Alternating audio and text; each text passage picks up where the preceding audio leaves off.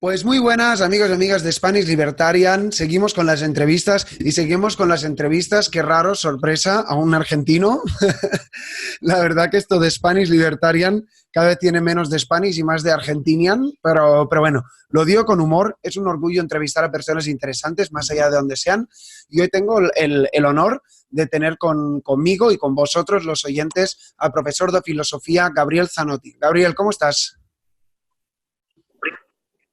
Muy bien, muchas gracias. Aquí estoy. Bueno, Gabriel quizás no es una persona tan conocida en lo que sería el mainstream liberal, libertario, pero es una persona que hace muchos años que está en la batalla de las ideas por el liberalismo y demás. Y muchas personas me han escrito y me han pedido que entreviste a Gabriel Zanotti y nada, pues aquí estamos. En el siguiente ratito, pues espero que te podamos conocer un poco más. Como ya sabes, pues la organización de estas entrevistas a veces es un poco anárquica, pero también me gusta que así sea y espero que tengamos una charla entretenida y didáctica. La primera pregunta siempre es la misma, que es que por favor te definas a ti mismo, ni que sea profesionalmente, y a partir de ahí vamos tocando varios temas. Cuando quieras. Soy esencialmente un profesor. Me encanta dar clases, vivo de eso, me dedico mucho a mis alumnos, así que en ese sentido, sí, eso es lo que más me define, ¿no? Incluso mis clases son de temas de filosofía diversas y no es que... Y gracias a Dios no es que me paso el día hablando de liberalismo. Ya. Hablo mucho de filosofía. Vale, pues si quieres, antes de tratar el liberalismo, que también, obviamente, un poco esta es la feliz excusa, hablemos de filosofía. No sé si tú tienes un estilo particular cuando explicas la filosofía, si tienes unos autores en los que incides más, a ver si yo o la audiencia pudiéramos ser temporalmente tus alumnos. Bueno, mi estilo particular encaja de manera difícil en el sistema educativo formal, en el cual lamentablemente me tengo que mover. Mi estilo es un estilo muy dialógico. Yo comienzo mis clases diciendo todo el mundo puede estar en desacuerdo conmigo mismo, incluso con esto último que acabo de decir. Y luego agrego otros lemas pedagógicos que resultan extraños, tales como que en mi clase no hay que saber para opinar, sino que hay que opinar para saber. O conmigo nadie muere, tratando de evitar con ello el pánico que siempre da el profesor.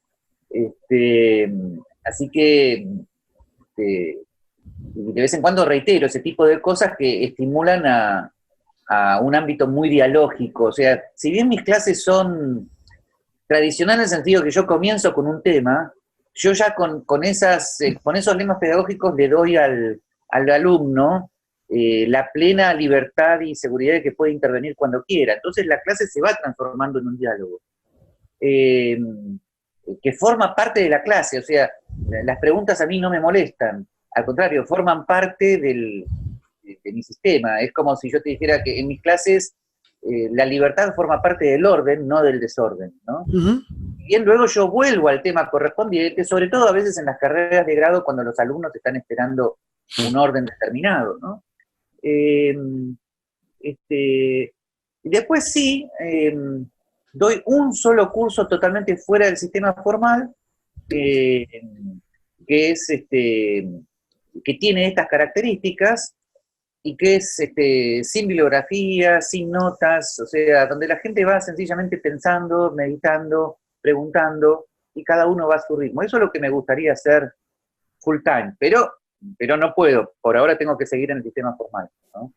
Y los autores que más me han influido, bueno, mi formación al principio fue en Santo Tomás de Aquino, pero luego abrevé en otras fuentes. Karl Popper tuvo mucha importancia en filosofía de las ciencias, eh, eh, Edmund Husserl en filosofía contemporánea, así que, bueno, eh, podría seguir, pero más o menos mis fuentes van por ahí. Sí, sí. Buenísimo. Bueno, como en esta entrevista no hay no está nada estipulado, podemos pasarnos las formalidades por donde queramos. Sí. Entonces, estoy viendo, por ejemplo, que tienes un libro que es Filosofía para no filósofos. Entonces, yo creo que la pregunta es una obviedad, pero no está de menos hacerla, que es, ¿cuál es la utilidad de la filosofía para los que aparentemente no tenemos ni idea de esta disciplina? Bueno, dijiste bien aparentemente. En todas mis clases de filosofía intento que todos los seres humanos se descubran verdaderamente como filósofos.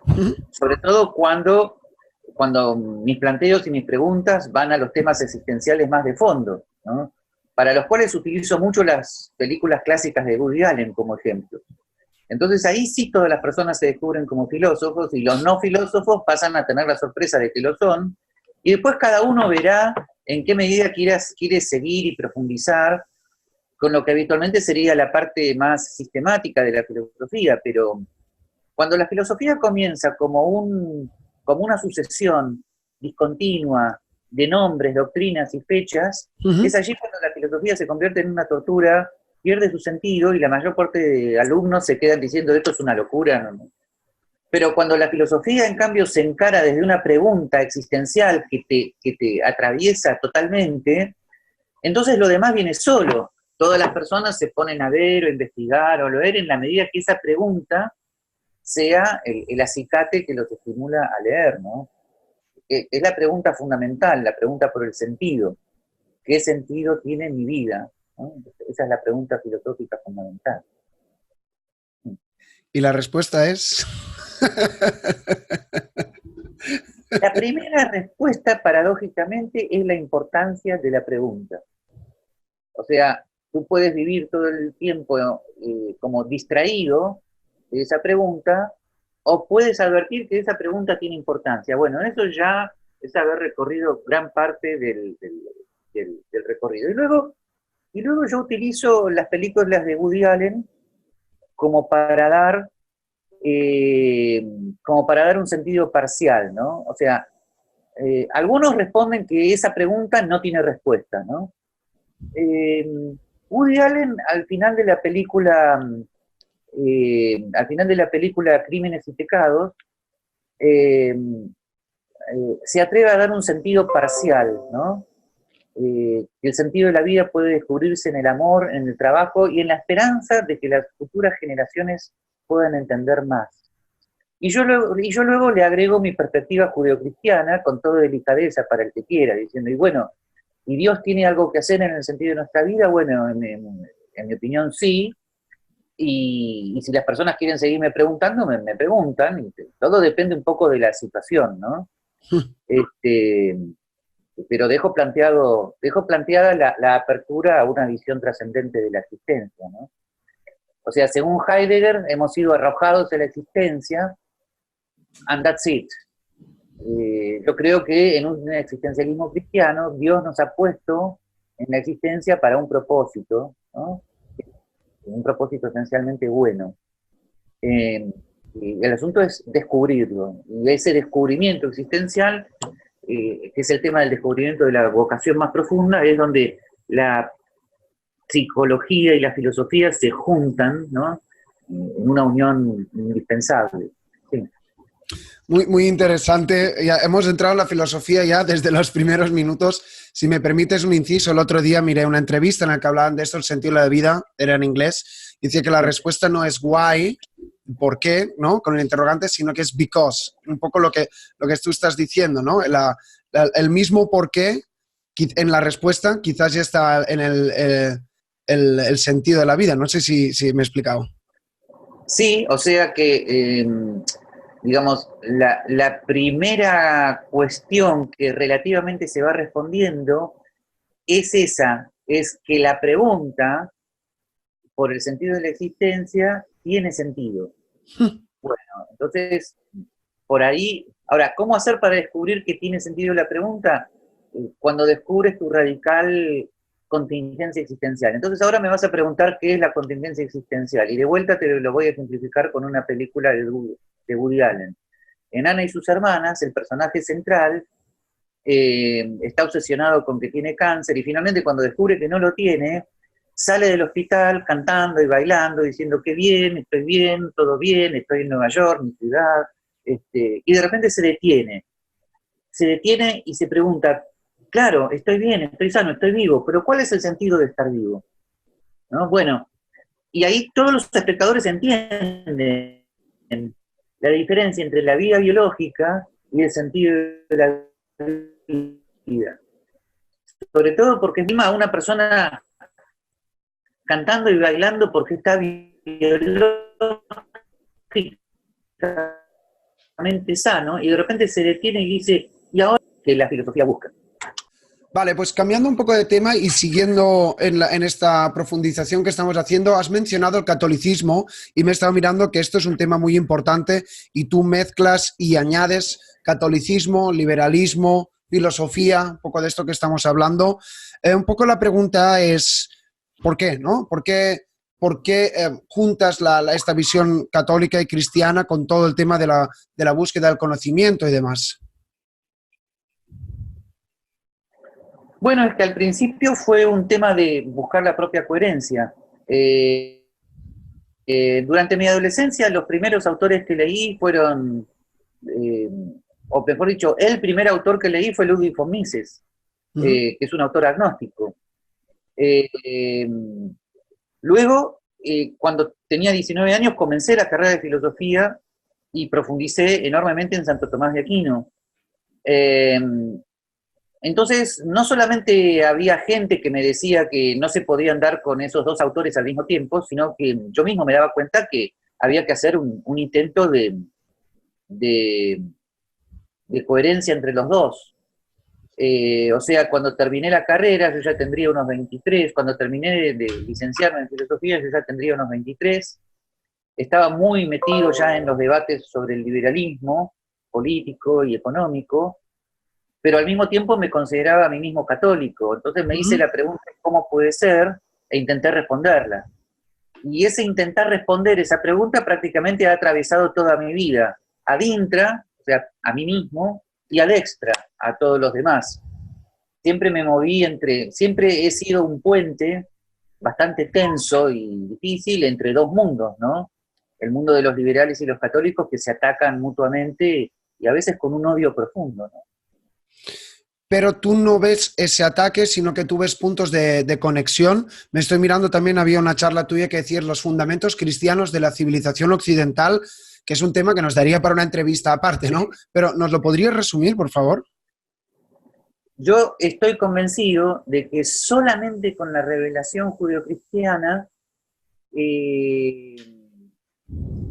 se termina de formar Occidente como la confluencia entre lo griego, lo romano y lo judeocristiano. Esto lo dice Julián Marías, ninguna novedad, pero también lo dice Ratzinger en Introducción al Cristianismo. Y solamente con la revelación judeocristiana surge la noción de persona. Y solamente con la noción de persona surge la noción de los derechos que le corresponden a la persona frente al poder. Por lo tanto, por más que se hubiera tardado muchos siglos en hacer esta evolución, y por más que los cristianos hayan estado llenos de contradicciones e incoherencias, sin embargo, el mensaje judeocristiano en sí mismo conduce al planteo de la persona y sus derechos frente al poder. ¿Por qué? Porque estamos hechos a imagen y semejanza. ¿Es ese el argumento? Por un lado, tenemos una dignidad personal porque estamos hechos a imagen y semejanza de Dios, pero por el otro lado también Juan Pablo II juntó con esta noción cristiana de dignidad la noción kantiana de dignidad, en el sentido que nadie puede ser utilizado como un medio, sino como un fin, ¿no? Entonces, ambas nociones de dignidad humana llevan al liberalismo político. Tú habrás escuchado hablar del principio de no agresión que manejan mucho los de Rothbard y los de Ayn Rand. Total. Uh-huh. Bueno, y yo de lo que hablo es del principio cristiano de no agresión. Yo sencillamente digo que sí, es verdad que nadie puede iniciar la fuerza contra otro, pero no porque nosotros seamos dueños absolutos de nosotros mismos, sino porque Dios es nuestro dueño. Por lo tanto, yo no puedo avanzar sobre ti y tu intimidad porque Dios es tu dueño y por lo tanto me estoy metiendo con la propiedad de Dios. Y tú no puedes avanzar sobre mí por el mismo motivo. Por lo tanto, que Dios sea el dueño de cada persona es lo que impide que cada persona intente ser dueño de la otra. Ujú. Por lo tanto, el principio cristiano de no agresión da como resultado necesariamente el planteo de una sociedad libre. Lo que pasa, siguiendo un poco en este tema, he entrevistado a personas, ¿no? Por ejemplo, Antonio Escotado tiene su libro de los enemigos del comercio y él ¿Sí? dice, su tesis es que entre otros, ¿no? También el cristianismo ha tenido, se ha mirado con recelo a los mercaderes y demás, pero luego tenemos a un Jesús Huerta de Soto que dice que Jesucristo era eminentemente libertario y uno ya no sabe qué pensar. Me gustaría saber tu opinión, Gabriel. Bueno, la filosofía ayuda a distinguir entre lo que las cosas son en sí mismas y de los avatares históricos, ¿no? Ujú. Eh, es como así, supongamos que te preguntaran por la historia del liberalismo, y bueno, es una historia también llena de avances, retrocesos y dudas. Eh, la historia del cristianismo también, pero Claro. en esos avances y retrocesos y dudas, finalmente la luz final, como diría algunos filósofos que me han influido mucho, es descubrir cómo son las cosas en sí mismas. Entonces, con respecto a esto, ayuda mucho ver el famoso tema de los fundamentos escolásticos de la economía de mercado, que no fueron perfectos, pero avanzaron avanzaron en ver que entre el cristianismo y la vida comercial no había una contradicción en sí misma, por más que los primeros siglos de la Iglesia obviamente tuvieran una visión más monacal de la vida humana y menos abierta a la naturalidad del comercio, ¿no? Ujú. Entonces, eh, eh, te lo voy a decir así muy directamente, dame un segundo. Eh, yo creo, estoy convencido de que lo que Max Weber diagnosticó para la mentalidad protestante, o sea, el valor del trabajo en relación al cristianismo, es algo que no es privativo de la mentalidad protestante, es algo que debe estar en toda mentalidad cristiana, ya sea protestante o católica. O sea, Dios nos puso en el paraíso originario para trabajar, y ese para trabajar marca la vida del hombre. No es necesariamente un trabajo manual, aunque lo puede ser, no es necesariamente un trabajo para el hacer, también puede ser el trabajo del filósofo, eh, pero ese para trabajar marca la vida del hombre y por lo tanto eso te lleva a una teología de la creación, una teología de la creación de riqueza para la cual estamos esencialmente destinados. Juan Pablo II la desarrolla en la primera parte de su encíclica Solicitudo Rei Socialis, del año 88, 1988. Por supuesto, tardó mucho en llegar eso, y muchos católicos hoy se lo han olvidado. Pero eso que desarrolla Juan Pablo II en esa encíclica, mi opinión es que forma parte esencial, no solamente del cristianismo, sino del catolicismo. Y que el catolicismo lo tuvo que redescubrir después de muchas idas y venidas. Pero finalmente lo hemos redescubierto, como que la teología de la creación de riqueza es una parte esencial del mensaje cristiano todo, ya sea católico o protestante. Aunque históricamente haya habido ejemplos de cristianos importantes, pontífices inclusive, que pensaban lo contrario. Pero eso tiene que ver con una evolución de aspectos eh, que, a ver, que no se dan de repente, ¿no? No sé más cómo decírtelo, ¿no? Ha Ujú. sido una evolución. Bueno, lo mismo el tema de la libertad religiosa, por ejemplo. Ujú. La libertad religiosa se declara en el Concilio Vaticano II en el año 1965. Entonces, alguien puede preguntar, ¿esa declaración de libertad religiosa es esencial al catolicismo o es un agregado que hicieron los del Vaticano II extraño al catolicismo? ¿No? Bueno, mi respuesta es esencial. La pregunta es, ¿y por qué se tardó tanto? Bueno, por circunstancias históricas, teológicas, pero, pero eso no impide que sea totalmente coherente con la visión cristiana de la dignidad humana. Por algo el documento se llama Dignitatis Humanae, Ujú. Un ¿no? El inciso, entonces, título del documento de libertad religiosa. has hablado de Sí. trabajo, y entonces, volviendo un poco a lo de antes, entonces quizás el sentido de la vida es el trabajo, aunque suene un poco materialista, es trabajar, es dar valor a los demás. Bueno, porque en cierto sentido estoy utilizando la palabra trabajo en un sentido muy existencial, muy amplio. Ujú. Está el trabajo de ser persona, está de alguna manera hacer un esfuerzo en verte a ti mismo y descubrir tu propia vocación.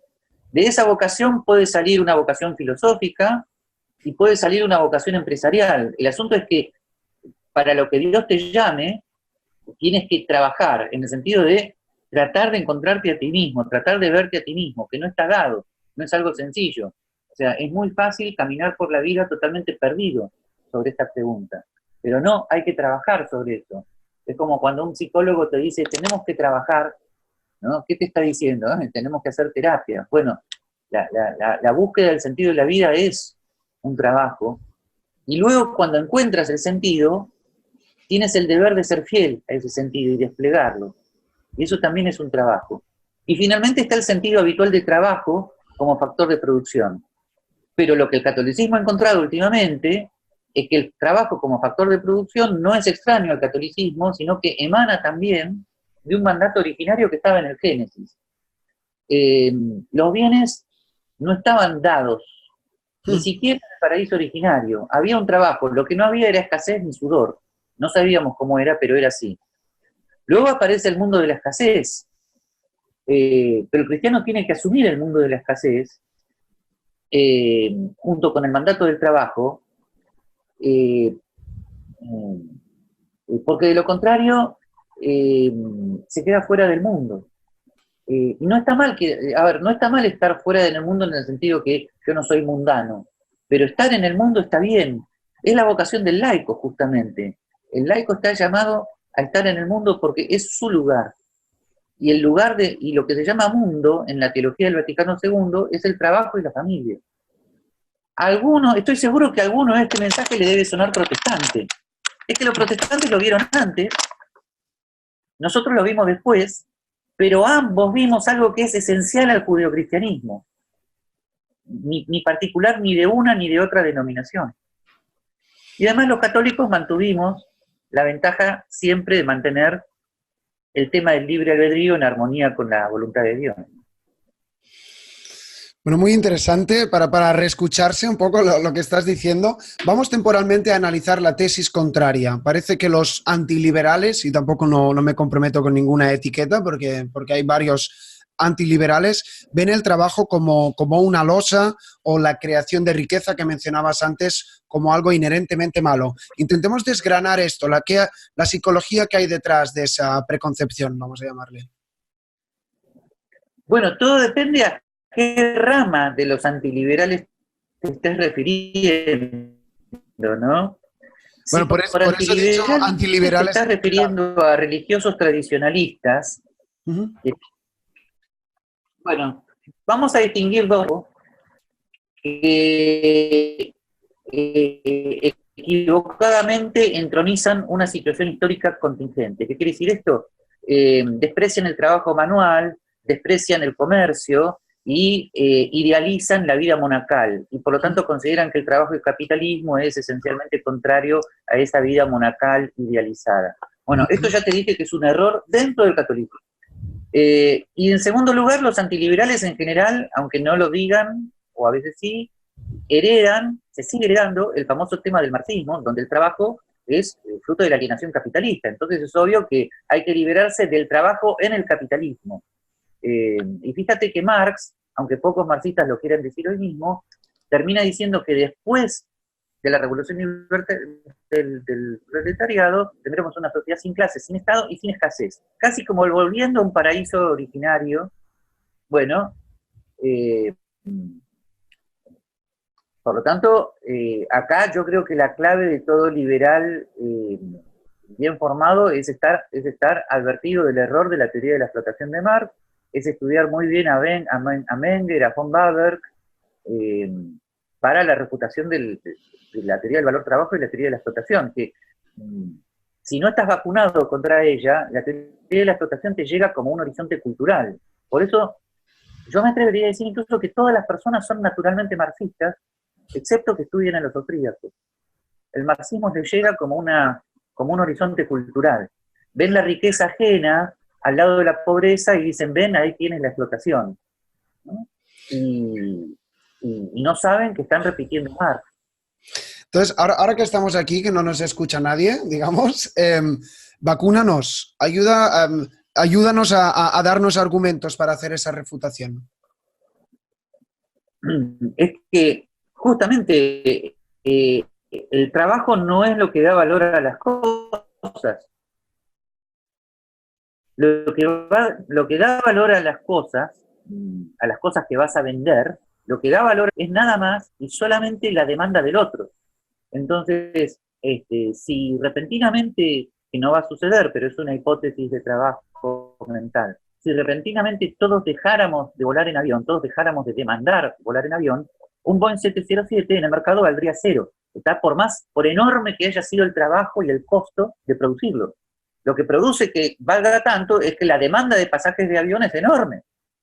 Entonces, es totalmente comprensible que la historia de la teoría económica clásica haya atravesado por ese periodo de valor-costo de producción o valor-trabajo, aunque muy bien mi colega Juan Carlos Kachanowski, lamentablemente muerto hace poco, decía que Adam Smith, si bien teorizaba sobre la teoría del valor-costo de producción, cuando iba al tema de los precios se manejaba como un buen austríaco, sabía perfectamente que el precio estaba determinado por la demanda. Y eso, en cambio, se sistematiza de manera perfecta en Menger, y luego von Baber lo lleva a los factores de producción. Por lo tanto, tierra, capital y trabajo producen bienes y servicios que no valen nada si no son demandados. Es muy fácil dar ejemplos como los que te acabo de dar para verlo, ¿no? Y luego estudiar un poquito, o sea, una vez que adviertes que hay algo que no funciona en la entronización del trabajo como la fuente del valor,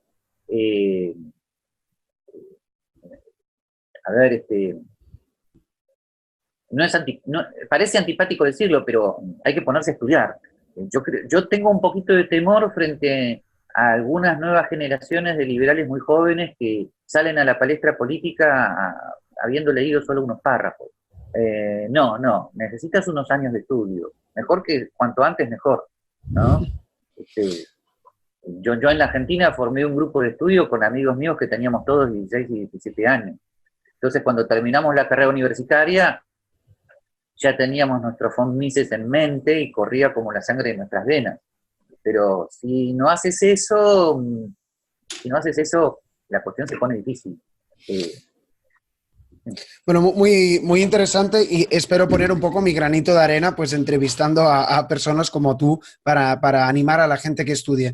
Vamos avanzando un poco. Hay otro tema también que me gustaría tratar y va en relación de lo que estamos hablando, que es el tema de la batalla cultural, la hegemonía y demás. Parece que, a pesar de que sea relativamente fácil refutar estas ideas y que cayó el muro de Berlín, que entre comillas fue como un hecho simbólico que nos marcó a todos y que pensábamos que el comunismo y estas ideas ya habían sido derrotadas, a pesar de esto vemos que muchas sociedades del primer mundo siguen siendo progresistas, como mínimo en lo que sería el ideario colectivo y en el voto lo podemos ver representado y demás. ¿Por qué es eso? ¿Por qué parece que las ideas liberal capitalistas no han ganado la batalla cultural, vamos a llamarle? Porque a nivel de ideas, las ideas del liberalismo clásico exigen un esfuerzo intelectual que no es fácil. Estudiar a Marx también. Lo que ocurre es que Marx encaja mejor con la ilusión humana de la no escasez. Marx encaja mejor con una ilusión que tienen todos, que es la rápida explicación de la pobreza vía la exacción de recursos al otro, ¿no? En segundo lugar, o sea, las ideas liberales no son fáciles, son antiintuitivas. Manejar, por ejemplo, la teoría del orden espontáneo de Hayek es complicado, exige estudio. En segundo lugar está el tema de los fenómenos de alienación colectiva, y los liberales clásicos no han estudiado tanto. Pero autores como Erich Fromm, que viene de la escuela de Frankfurt, que a los liberales no les gusta, Freud, que lo leen poco porque Hayek dijo que estaba mal, error. Ellos dos han explicado muy bien los fenómenos de alienación colectiva, fenómenos que terminan en temas de masificación, que terminan exigiendo un líder, que es el renacimiento de la figura del padre, ¿no?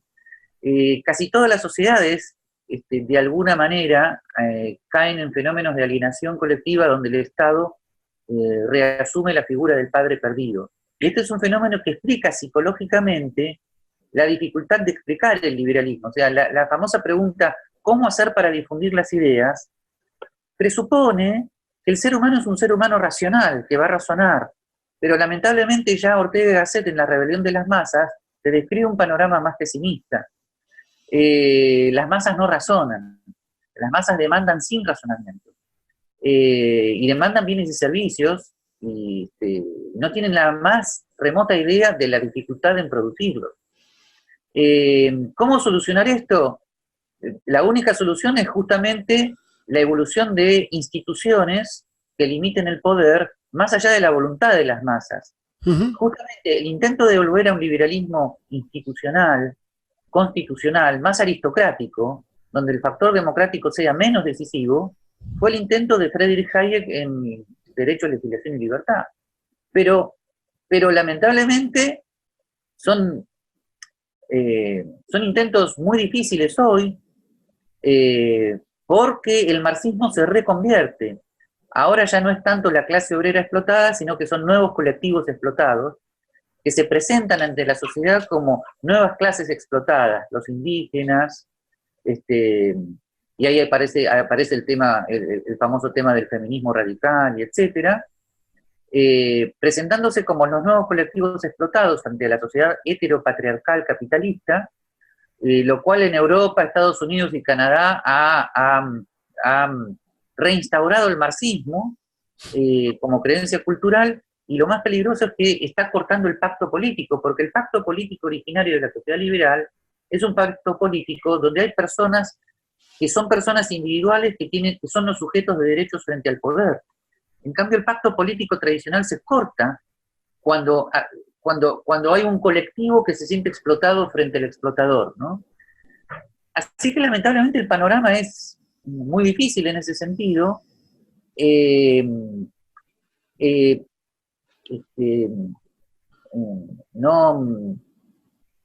Pero no sería más fácil negando el diagnóstico, ¿no? Claro. O sea, el diagnóstico es el marxismo, por más difícil que sea leer a Marx directamente, sin embargo, la popularización de las ideas marxistas son intuitivamente más fáciles y encajan, por lo demás, con fenómenos de masificación colectiva. Ese es el diagnóstico. Si los liberales no lo tienen en cuenta, van a caer en un racionalismo ingenuo. Entonces, has dicho algo que me resulta interesante. Has dicho, en un determinado momento el marxismo se reinventa. Entonces, la pregunta es, ¿crees que quizás el liberalismo, aunque no es un movimiento homogéneo, pero al final hay muchos liberales que trabajan en la misma dirección, se debería reinventar también? ¿Deberíamos intentar, no sé cómo decirlo, cambiar un poco la retórica, entender más de dialéctica, apelar más a la emotividad y utilizarlo en marketing y otras estrategias? No. Ok. Definitivamente no, porque corres el peligro sencillamente de comenzar a mentir, de aguar el mensaje originario. Puedes tratar de ser todo lo amable que puedas, pero hay que decir las cosas como son. Sí, pero lo digo para no caer en el racionalismo que tú estabas hablando. No. El racionalismo es suponer que tú vas a aparecer en un programa de televisión, vas a hacer un razonamiento correcto. Y la gente lo va a entender. La gente lo va a entender. No lo va a entender. Ahora, es verdad que puede surgir un liderazgo positivo. O sea, volviendo a Freud, el terapeuta lo que hace es ejercer de vuelta el rol paterno perdido, pero con un fin terapéutico. Bueno, los líderes que han sido estadistas, como por ejemplo Gandhi o Mandela, han podido, al ser terapeutas sociales, o sea, de alguna manera han podido ir al centro de las personas de su grupo social y hacerles terapia, no ser político. El político sencillamente sigue sus demandas, en cambio ellos hicieron como una terapia social. Por ejemplo, Mandela, cuando evitó la venganza, los convenció de no, pero los convenció no con un razonamiento muy profundo, sino con su actitud, su mirada, su autoridad moral. Ese tipo de liderazgo, sin embargo, lo que te estoy diciendo no es una teoría del cambio social, porque la aparición de estos liderazgos es aleatoria. Y además tienen el peligro intrínseco de convertirse en fenómenos autoritarios rápidamente, porque el líder, si realmente es estadista, tiene que autolimitarse en su poder, salir del poder, evitar el manejo continuo de su nombre o la idealización de su persona. Entonces, lamentablemente no podemos depender de que la historia dependa de estos santos sociales que emergen una vez cada muerte de obispo. Sí, lo que podemos hacer es lo que están haciendo casi todos los libertarios en todas partes del mundo, que es tratar de colocarse en una segunda línea como buenos asesores de los líderes políticos que están en partidos moderados. ¿Ah? Jugándose un poco en nombre, pero tratando de asesorar a las personas que están en la primera línea, y tal vez son más simpáticos, tienen más carisma, saben mejor cómo manejarse frente a la radio y la televisión y los periodistas. Pero aún así, fíjate que esta primera línea tiene el peligro de comenzar a decir cosas que pueden resultar simpáticas pero falsas. O sea, volviendo a la filosofía, la retórica en Aristóteles no es contraria a la verdad. La retórica es belleza. La belleza tiene que ir junto con lo verdadero. Si lo verdadero y la belleza van juntos, perfecto. Por ejemplo, ¿cómo escribe Ortega y Gasset? Dice cosas verdaderas, pero a la vez las dice de manera bella. Kant, en cambio, no es retórico, no es escritor. Escribe filosofía pura y dura, difícil, sin belleza. Entonces, no va a ser precisamente un autor leído fuera de los ambientes universitarios. Bueno, lo que te quiero decir es que el liberal tiene todo, el liberal que está en la primera línea, que intenta ser político, tiene que tener belleza en su mensaje, pero no puede sacrificar lo verdadero. Entonces, te voy a dar un ejemplo. Si una sociedad privilegia los mensajes con cierta violencia, o sea, si una sociedad privilegia los mensajes dichos con agresividad, malas palabras, falta de respeto, insultos, y si un liberal utiliza todo eso para llegar, puede ser que llegue, pero el precio que está pagando es renunciar al respeto que él debe a toda persona, porque la violencia comienza por el lenguaje. Es simplemente un ejemplo, ¿no?, que te estoy dando. O sea, sigue, perdona. Supongamos que en España alguien convierte a todos al liberalismo, pero insultando a todo el mundo. Ajá. Bueno, no solamente, el problema es que ha utilizado una vía contradictoria que lo coloca en una línea autoritaria de acción. Otra pregunta relacionada un poco con el tema, perdón que incida, pero es que me resulta muy interesante. Me gusta esta idea de estar en la segunda línea, pero asesorando. Lo que pasa es que la pregunta en este caso es ¿cuál es el peligro de no caer en el mal llamado, entre comillas, neoliberalismo? Muchas veces se nos achaca, y creo que en parte con cierta razón, de que el liberal a veces es tan pragmático que solo se centra en la economía y al final lo que le dice a los políticos es que bajen impuestos, que abran el mercado y ya está. Pero entonces la crítica un poco que se nos hace es que nos olvidamos de ser liberales en todas las otras libertades civiles como si fueran secundarias. ¿Qué opinas de esa crítica que a veces se esgrime? Opino que en la actual circunstancia liberal, en la actual circunstancia cultural, eso fue un acto fallido gracioso, sí. En la actual circunstancia que ojalá fuera liberal, hacer eso es sumamente peligroso porque actualmente hay que retomar el camino de ciertas libertades individuales casi totalmente perdidas, como por ejemplo la libertad de enseñanza, la libertad de asociación. Para el tema salud y educación, por ejemplo, prácticamente las libertades no existen. Las libertades individuales no existen. Y además hay que hacer propuestas de reforma institucional. Hay que limitar el poder central, hay que volver algo que en España ya estuvo hecho, ¿no? Pero en otros países latinoamericanos no. Quiero decir, hay que hacer propuestas de retornar libertades individuales perdidas y hacer reformas institucionales de manera tal de retomar de eliminar el poder de los estados centrales y retomar el poder limitado de los estados federales, que en cada país se llaman de manera diferente, ¿no? Por supuesto, esto dicho para en España no tiene nada que ver con las autonomías, sino que tiene que ver con un sano federalismo, ¿no? Cada país lo tiene que adaptar como corresponde, ¿no? Los liberales tienen que trabajar mucho en esos ámbitos. Pero de vuelta, ahí tienes otro problema grave, que es que actualmente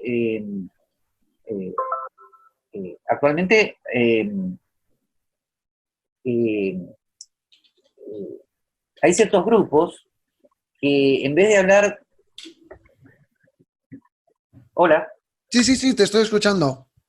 Hay ciertos grupos que en vez de decir yo tengo derecho a la libertad de, y quiero reclamar judicialmente esa libertad, dicen yo tengo derecho a recibir tales contenidos educativos, o yo tengo derecho a recibir tales contenidos de salud, y algunos de estos grupos son muy de avanzada, como los feministas radicales, o la ideología de género, pero en el mismo error podría incluir un grupo católico que dijera yo tengo derecho a que el Estado de servicios católicos de salud y educación. Ajá. Entonces, o sea, tu país ha sido un ejemplo, cómo del franquismo se ha ido a la ideología de género en menos de 50 años. Y los dos grupos caen en el error de reclamar que el Estado imponga obligatoriamente su perspectiva. Entonces los liberales tienen que advertir que lo que tienen que decir a todo el mundo, o sea, católicos, marcianos, vulcanos, gay, homosexuales, heterosexuales, es que tienen que reclamar su libertad individual a vivir como les parezca, sin imponer eso por medio del Estado a los demás. Ese es el punto. Me da muy bien este punto con la siguiente pregunta. Estaba viendo un artículo de un título muy gracioso, que es ¿por qué no soy conversador, pero sí... ¿por qué no soy conservador, pero sí conversador? Que me ha hecho mucha gracia. Entonces te hago una pregunta que, bueno, quizás te la debería haber hecho al inicio, pero da igual, que es ¿cómo te defines políticamente? Porque a veces uno habla de catolicismo y se asocia con el conservadurismo a la primera de cambio. Ese título fue una respuesta indirecta al famoso libro de Gloria Álvarez de cómo hablar con un conservador. Sí. Porque Gloria Álvarez siempre dice que ser liberal significa estar a favor de la homosexualidad, las drogas, etcétera, etcétera. Entonces yo lo que estoy respondiendo es que ser liberal no es estar a favor moralmente de determinadas cosas, sino que ser liberal es respetar la libertad que el otro tiene de vivir jurídicamente sin estar impedido de hacerlo, pero eso no quiere decir que el liberal sea un indiferente moral. ¿Qué quiere decir?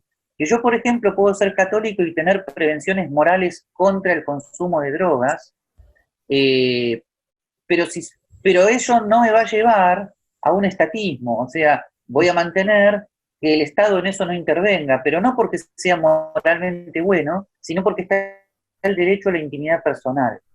Entonces, yo no creo que tener valores morales implique ser conservador en el sentido político, o sea, de utilizar al Estado para imponer una agenda moral, sino que es totalmente compatible con una línea liberal clásica de autores muy importantes hoy olvidados, tener valores morales y al mismo tiempo ser liberal en lo político, ¿no?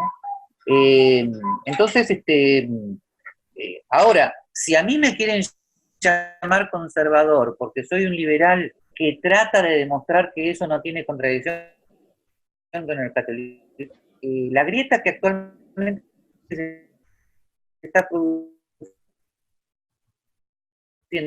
sencillamente porque hay liberales que acusan de conservadores a liberales que tienen valores morales. Y eso es un error. El liberal que tiene determinados valores morales, en ciertos aspectos, sigue siendo liberal mientras no intente imponerlo por parte del Estado. Claro, o sea, al final no hay que imponer las preferencias, pero tampoco podemos quedarnos aparte, porque si no la batalla cultural la ganan otros, ¿no? ¿Sería un poco esta la conclusión? No, no podemos quedarnos aparte porque tenemos pleno derecho a sostener nuestra visión moral del mundo, claro. Sobre todo si hay libertad religiosa. La batalla cultural la ganan otros cuando esos otros presuponen que el Estado tiene derecho a imponer un determinado contenido cultural. Ahí el liberal advierte, no, no hay derecho a imponerlo por la fuerza, aunque tienes derecho a sostenerlo. O sea, vamos a suponer que un católico te dice, eh, eh, yo estoy de acuerdo con que el matrimonio sea monogámico y heterosexual. Bueno, vívalo, predíquelo, pero no se puede imponer por la fuerza. Y vamos a suponer que viene alguien y te dice, yo estoy de acuerdo con que, yo creo que, yo creo que la homosexualidad está moralmente bien. Bueno, vívalo, predíquelo, explíquelo, pero no puede eh, acusar legalmente a quien piense lo contrario, que es lo que se está produciendo. No puedes poner preso a quien no opine lo mismo que tú.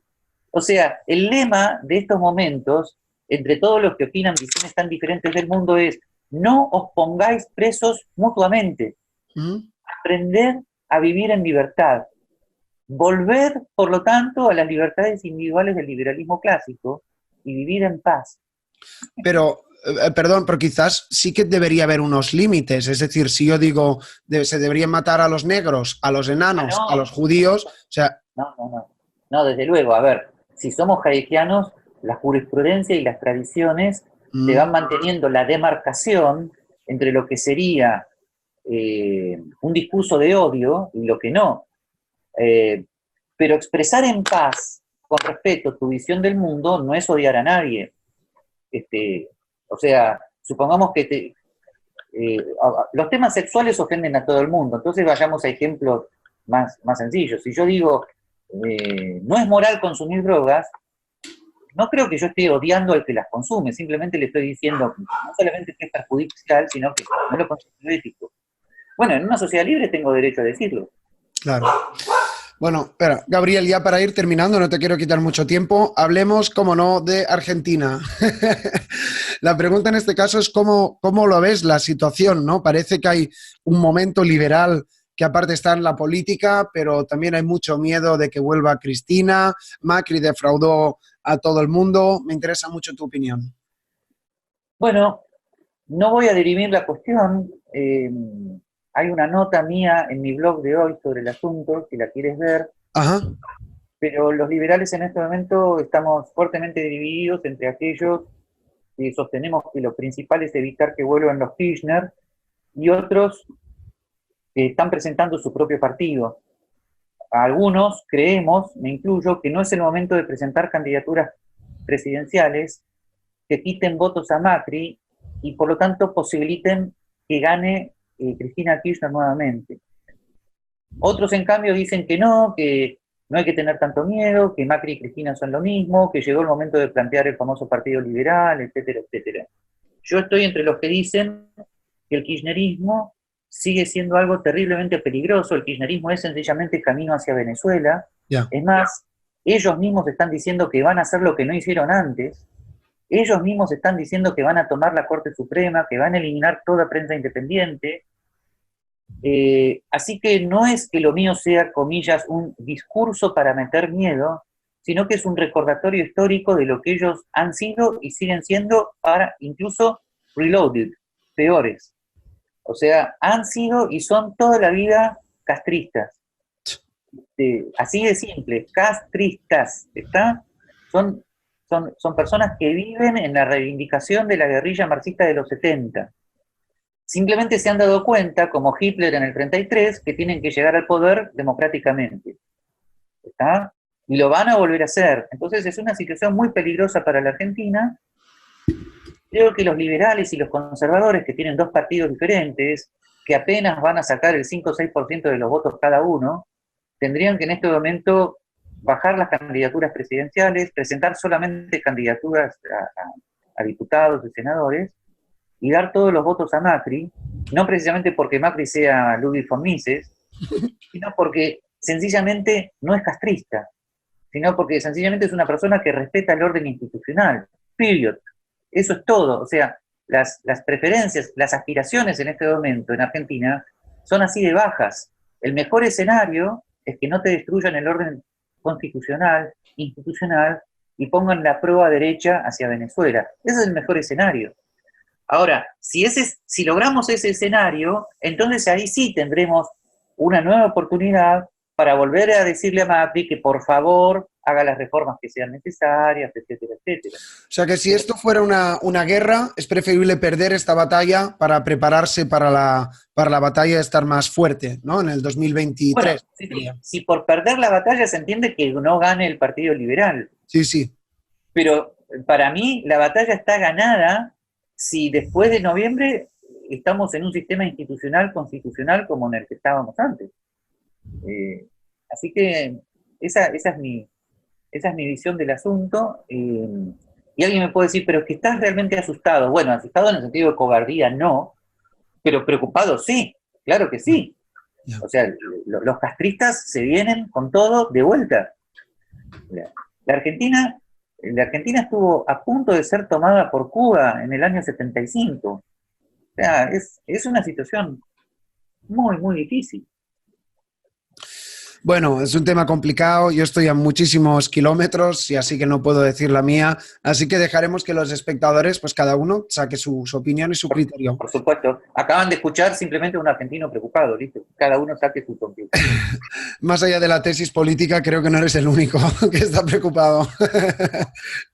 Bueno, la última pregunta, Gabriel. Llevamos casi 3/4 de hora o así hablando, ha sido muy interesante. Siempre termino igual las entrevistas, que es que nos des algún consejo para una persona que tenga un perfil similar al tuyo. Entiendo que es difícil que haya un perfil similar al tuyo porque hemos visto, ¿no? Hablado de tu currículum y es muy único, pero no sé, una persona que está en el ámbito del conocimiento, de que también eres profesor, hace muchos años que vas dando la batalla a tu manera.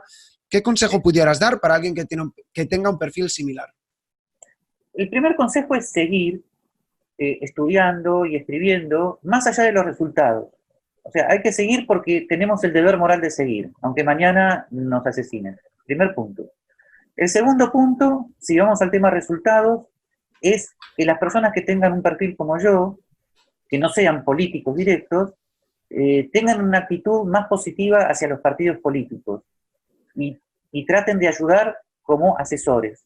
Uh-huh. Traten de encontrar personas relativamente buenas, relativamente capaces, y ayudarlas en cuanto a elaborar propuestas técnicas, ayudarlas también en temas de comunicación, ¿por qué no?